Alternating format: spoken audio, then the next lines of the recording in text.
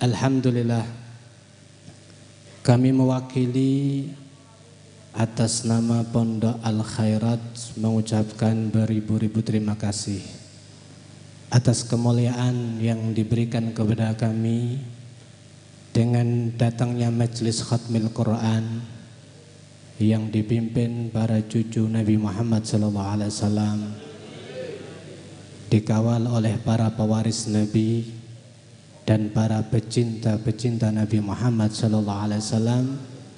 Kami berharap semoga Allah Subhanahu wa Ta'ala memberikan kemurahnya kepada kita, kepada pondok secara khusus. Semoga para thalabah yang belajar senantiasa mereka menjadi orang-orang yang salihin, orang-orang yang takut kepada Allah, orang-orang yang ikhlas, yang bisa membahagiakan dan membanggakan Nabi Muhammad SAW.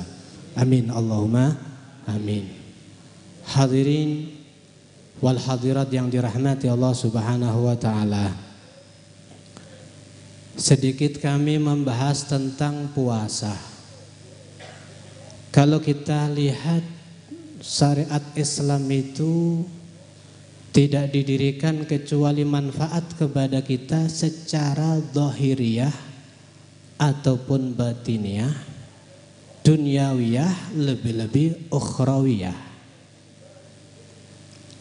Kenapa? Puasa itu simpel. Nabi mengatakan sumu tasihu. Berpuasalah kamu maka kamu jadi orang sehat. Artinya puasa ini sudah dicek, diuji para atibba kedokteran, ternyata mampu mengobati banyak penyakit-penyakit yang tidak tuntas dengan selain puasa. Berarti puasa ini adalah cara yang terbaik untuk mengobati banyak penyakit. Sehingga sangka adalah ciri khas rezekinya Allah kepada orang mukmin. Aba ayarzuqa abduhu al-mu'min illa min haitsu la yahtasib.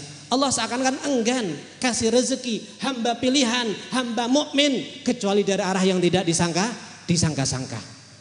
Berarti tujuan puasa untuk intinya la'allakum tattaqun, supaya kita jadi orang takwa. Kenapa? Kita tahu, kita baca Quran. Ya, kita ini baca Quran sebagai pedoman kita. Banyak sekali supaya kita melupakan Quran. Mulai daripada syahwat, mulai daripada setan, nafsu, mulai daripada gemerlap daripada dunia. Itu semuanya yang mengubah supaya kita lari daripada Al-Quran, supaya kita tidak mengindahkan Al-Quran, supaya kita cuma memakan sebagian daripada Al-Quran, tidak totalitas. Anda bisa baca dalam Al-Quran bagaimana orang-orang Bani Israel. Mereka kalau ada cocok diambil, kalau nggak cocok dirubah. Mereka hukumnya tajam, ya tajamnya ke bawah. Kalau orang rendah ditegasi, tapi kalau orang kaya bisa dialih fungsikan. Dan seterusnya. Sehingga mereka dilaknat oleh Allah Subhanahu wa Ta'ala. Tapi bagaimana Al-Quran yang dibawa oleh para cucu Nabi Muhammad sallallahu alaihi wasallam.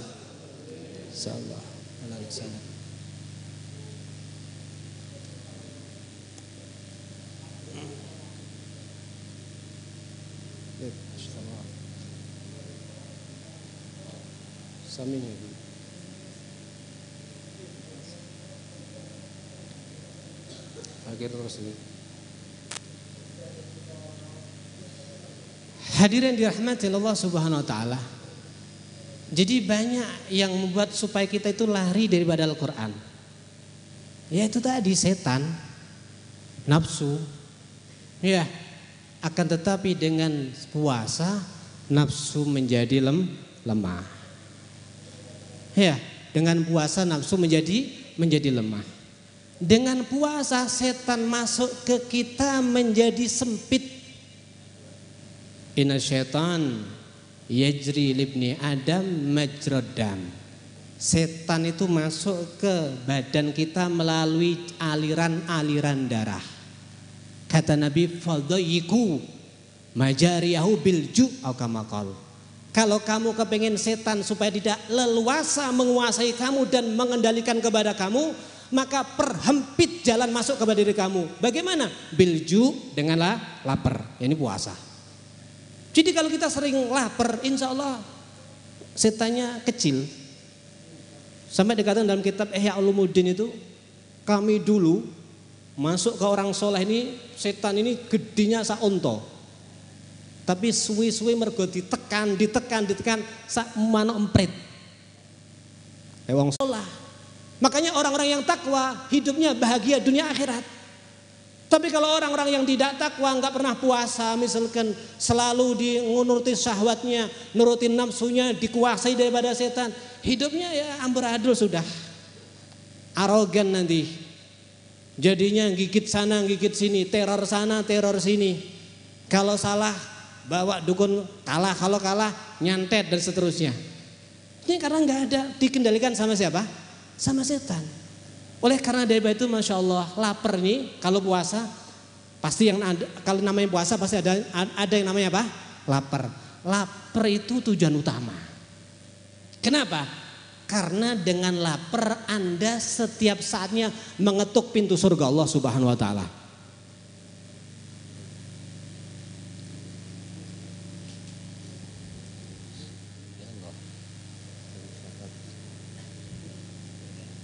Fadal Pak, sini Pak. Fadal sini. Pak, sini Fadal. Kan sini, Fadal. Fadal sini. Sini. Pak, Fadal. Kalau tak lagi. Apa tuh? Sana.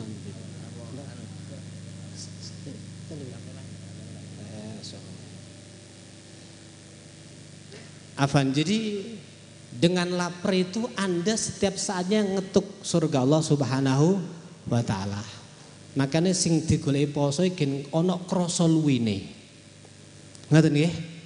Sayyidatuna Aisyah pernah dapat wejangan langsung dari Nabi Muhammad sallallahu alaihi wasallam. Ya Aisyah, dawimi qar'aba bil jannah. Hei Aisyah, kontinue selalulah kamu ketuk pintunya surga. Ketukan terus. Kira-kira cor sampean di omah diketuk terus mbok buka ora kira-kira? Halo. Dibuka ora? Kebacut ora dibukai. Diketuk terus dawimi. Ya, bertanya, "Wakif, bagaimana ya Rasulullah?"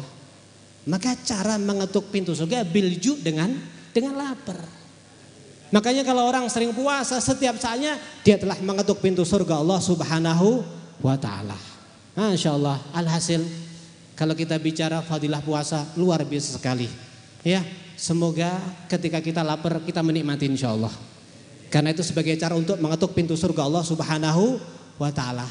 Malah ulama-ulama itu kalau kita lihat para ulama ya, seperti Sayyidina Ali karamallahu wajah. Beliau mengatakan ma sabitu qat illa asaitu aw hamamtu bil ma'siyah.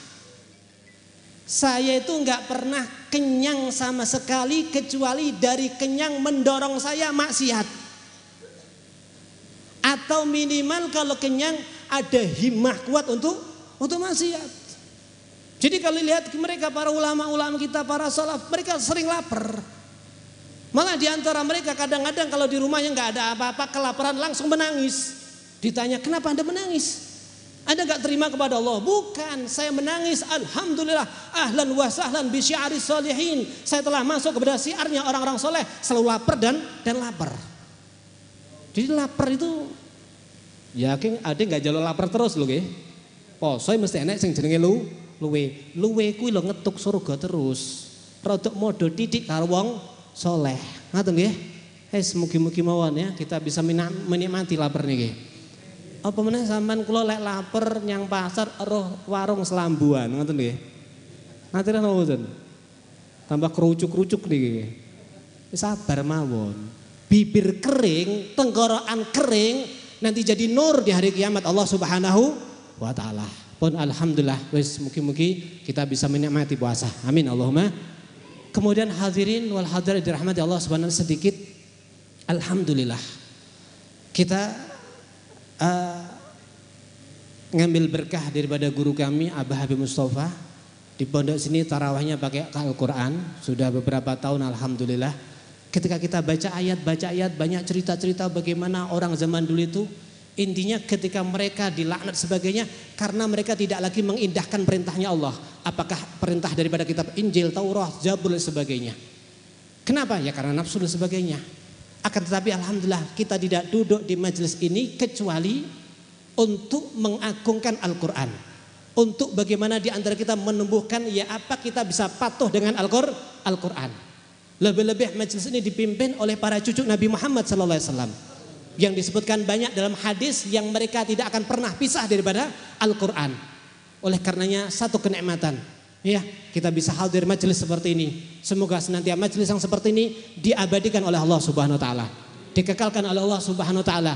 Allah akan kirimkan kepada majelis seperti ini orang-orang yang rindu dengan surga Allah Subhanahu Wa Taala untuk terus mendukung dan mendukungnya. Amin Allahumma amin. Hadza minni wa minkum. Assalamualaikum warahmatullahi wabarakatuh.